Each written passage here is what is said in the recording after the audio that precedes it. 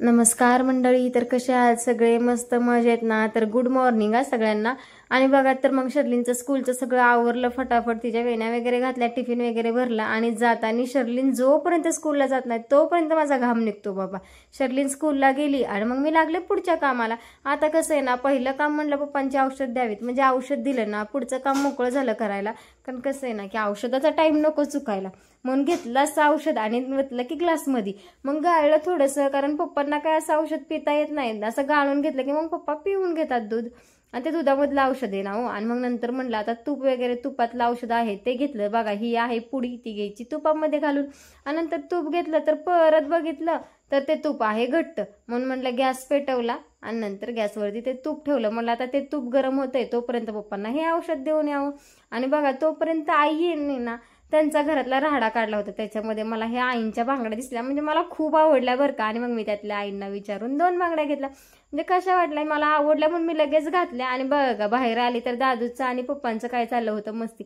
कसं आहे ना, दादूचं आणि पप्पांचं 2 मिनिट बी जमत नाही बरं का, सारख्या दोघं एकामेकाच्या खोड्या काढत असतात. पप्पा काय गप बसत नाही त्याच्या तोंडाला हात लावल्याशिवाय, आणि दादू काही चिडल्याशिवाय गप बसत नाही. मग घेतल्या गोळ्यान दिल्या की पप्पांना खायला. आणि म्हणलं पप्पांना एकदा औषध दिलं ना मग बरं वाटतं. कारण कसं ना, थोडीशी लाडीगुडी लावावं लागते बरं का पप्पांना. खावा पप्पा, कुठल्या तरी कामामध्ये बिझी म्हणजे करावं लागतं, की पप्पा असं तसं गप्पांमध्ये गुंतवावं लागतं. आणि मग दिलं औषध तर पप्पांना एवढं हसायला यायचं ना, मी असं हसण्यासारखं बोलायची म्हणून म्हणलं नको हसायला, ठसका येईल. मग नंतर हे बघा दुसरं औषध होतं पप्पांचं, ते संपतच आलं होतं. प्रत्येक वेळेस 2 टोपण देते, पण आज म्हणले एकच टोपण देऊयात, कारण कसं आता संपत आलंय, अजून दिवस भरपूर टाइम आहे दवाखान्यात जायला. आणि शर्लिनच्या पप्पांना जायचं होतं कामाला. आणि म्हणलं आता दादू काय कुठं ऐकतोय, दादू लागला होता महाग, मग त्याला घेतलं आणि चालली म्हणलं बाजूला थोडंसं जावं ते जाऊस्तवर.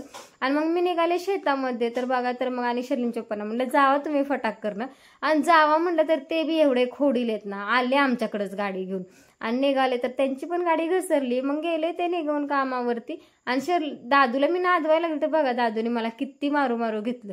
एवढा दादू आहे डांबीस. आणि बघा शेतामध्ये काडी गोत्र एवढं छान उगून आलं होतं, दशरथ घास पण. दादूला कसं तरी नादवावं म्हणलं तर दादू कुठला गप बसतोय.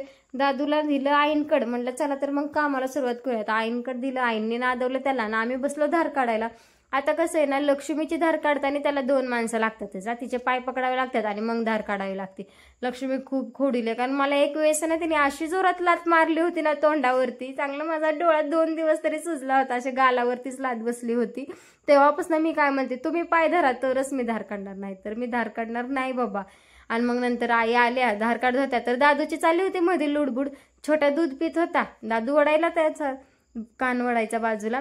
नंतर मग मी बसले डार्लिंगची धार काढायला, तर चाललंय दादूचं मधी मधी मधी मधी. बस बाबा म्हणलं मांडीवरती, म्हणजे फटाफट काम तरी सुचल. मग काढली पटापटा धार. आणि म्हणलं आता कसं आहे ना, आईंनी भांडी खूप काढली होती घासायला, म्हणलं पहिल्यांदा ह्यांना बाहेर काढावं. ह्यांना एकदा बांधलं ना शेतामध्ये नेऊन की मग मी पुढचं काम करायला मोकळे झाले, कारण ह्यांना मग परत जाग्यावर राहिले की मग त्यांना खायला कसं टाकणार, काय टाकणार, नाही तर ना म्हणजे सगळी चिकचिक झाली होती. असं त्यांनी सू वगैरे करून सगळं राडा केला होता. म्हणलं त्यांना बाहेर काढून तिथं गवत टाकावं, म्हणून मी लागले सोडायला. त्यांना सगळ्यांना सोडलं. आणि काय झालं होतं, मला लक्ष्मीचं दावच घावत नव्हतं कुठे. मग मी घेतला थोडासा तुकडा दाव्याचा आणि केला त्याला जॉईंट. आणि नंतर तिथून आले त्यांना बांधलं. तर म्हटलं बघा एवढे भांडे होते ना घासायला, मला ते भांडे बघूनच एवढं टेन्शन आलं होतं, मी कधी घासणार एवढे भांडे. आणि कसं आहे ना, कालचा दिवस तुम्हाला माहिती आहे, मला खूप कामात गेलेला आहे कालचा दिवस पण. आणि आजचा दिवस म्हणल्यावर मग तर काही टेन्शनच चालतं. आणि कसं आहे ना, 2 दिवस तुम्हाला माहिती आहे माझी तब्येत काय बरोबर नव्हती, अचानक चक्कर वगैरे येत होती. पण एवढं काम पडलेलं, सांगायचं कुणाला, बोलायचं कुणाला, बसायचं आणि करायचं काम. आता काय करता. घेतली भांड्याची घासणी आणि घासली, खसखस खसखस भांडे घासायला लागले. तोपर्यंत आली शर्लिनचे पप्पा. म्हटलं भांडी राहतील बाजूला, पहिल्यांदा थोडीशी पेटपूजा करावी. मग जेवण वगैरे केलं आणि परत बसले भांडे घासायला. तर आला दादू तिथं बी, तेव्हा बी मधी चाललं त्याचा मधी मधी मधी मधी येऊन चांगलं पाण्यात भिजला. आणि तो काय करायचा, स्वतः पाणी खेळायचा आणि मला पण भिजवायचा. कुठला दादू ऐकतोय का, मग नको म्हणलं तरी माझ्या अंगावर पाणी वाचायचं. मग आई साहेबांना म्हणलं भांडी घासलेत, जेवढे मोठे मोठे डबे घासलेत ते तरी नेऊन मांडा. ठीक आहे म्हणले आई साहेब. मग म्हणत होत्या भांडी घासत असं तसं गप्पा करत करत चालल्या होत्या गप्पा. आणि दादूच्या चालला होता खोडीलपणा. भांडी वगैरे घासून घेतली आणि एवढा थकवा आलता, म्हणलं थोडा वेळ जरा पडावं. तोपर्यंत टायगरनी आणि जियांनी काय कारभार केला होता बघा. मी ओरडले जोरात आणि शर्लिनच्या पप्पांना बोलून घेतलं. तर टायगरनी आहे ना ते असं म्हणजे कोंबडीसारखा पक्षी होता, चित्तर मग आमच्या इकडे म्हणलं जातं, तुमच्या इकडे काय म्हणतात सांगता येत नाही, कमेंटमध्ये नक्की सांगा. तर बघा हा म्हणजे असं कोंबडीसारखाच पक्षी असतो, चित्तर म्हणतात ह्याला. तर ते टायगरने पकडून आणला होता शेतातनं आणि आणल्याबरोबर बेडरूममध्येच नेला. एवढं मला वैताग आला ना, कारण खूप वैताग आला कामाने. म्हटलं थोडा वेळ झोपावं, तर आलं ती राहडा घेऊन. मग हे गेले होते सासरे पाटलांना दाखवायला हे काय. तर सासरे पाटील म्हणले हो आहे चितारचे, द्या फेकून लांब, आता काय करता, तुम्हाला आवडतात. मग मी लागले त्यांच्या मागं मागं मागं करायला, मला खूप आवडतं असं. आता म्हणलं टायगरने ह्यांनी राहडा काढलाय. तर बघा काल आहे ना किचनला कलर दिला होता, त्यातला थोडासा कलर शिल्लक राहिलेला. म्हणलं फेकून कसा देता, आणि फेकून द्यायला माझं मन मानतच नाही अहो. जिथली तिथं म्हणजे थोडंसं जरी असेल ना, कुठंतरी गेलं लावलं बिवलं म्हणजे थोडंसं बरं वाटतं, वायाला नको जायला, असं माझं म्हणणं असतं प्रत्येक वेळेस. आणि ही बघा दादूचं आणि शर्लिनची करामत. अशी भिंत म्हणजे एक पण जागा नव्हती शिल्लक की त्यांनी कुठंतरी राहडा केला नाही. सगळीकडं पेनाने खराबी केली होती. आणि म्हटलं त्याला कलर देऊन घ्यावा. आणि बघा बाहेर ब्लँकेट वगैरे मशीनमध्ये धुतले होते, रेग्युलर कपडे मशीनला लावले होते धुईला. आणि म्हटलं आता कसं आहे ना, कलर मी देत होते, पण आता शर्लिन चोप्पा झोपलेत, हे मला कुठं बघवते. आता म्हटलं तुम्ही झोपलाय मी काम करते, असं कसं चालायचं.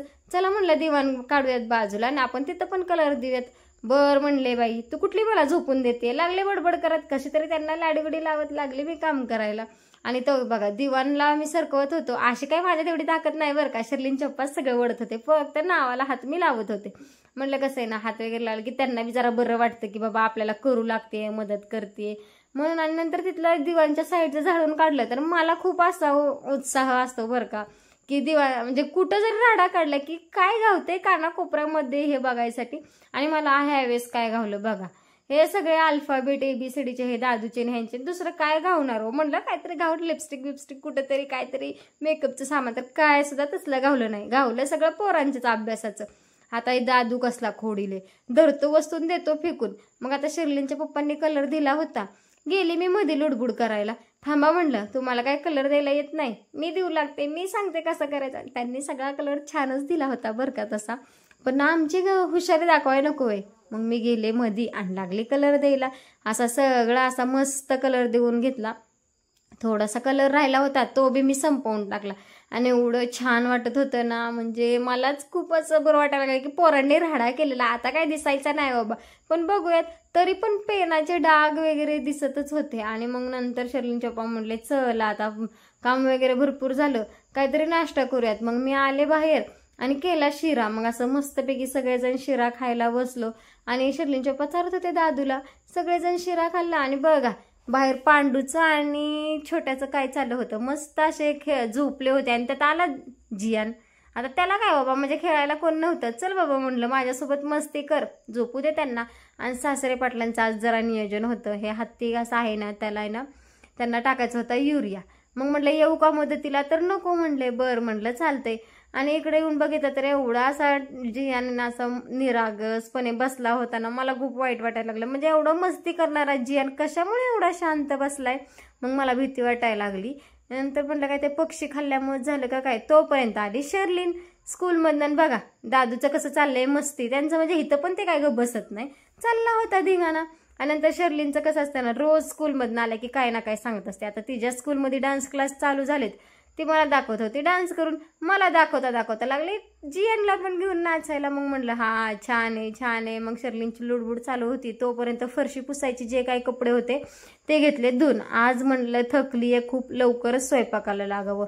मग लागली भाकरी करायला. आणि कसं नाही एवढं काम झालं होतं ना की शर्लिनच्या पप्पा मला काय म्हणले, बरं जाऊ दे तू एक काम कर, फक्त भाकरी कर, भात कर आणि ना मी पार्सल काहीतरी भाजी आणतो. बरं म्हणलं ठीक आहे. आणि बघा तर मग आईसाहेब काय करत होत्या, सगळा असा कचरा एका बादलीमध्ये आम्ही गोळा करत असतो. आमच्या इकडे काही कचऱ्याची गाडी येत नाही बरं का. मग ती सगळा कचरा आई असं आठवड्यातनं एक दिवस जाळतात. तर बघा मग नंतर मग ते आईसाहेब जाळत होत्या. मी आले तुम्हाला बेडरूममधले दाखवायला.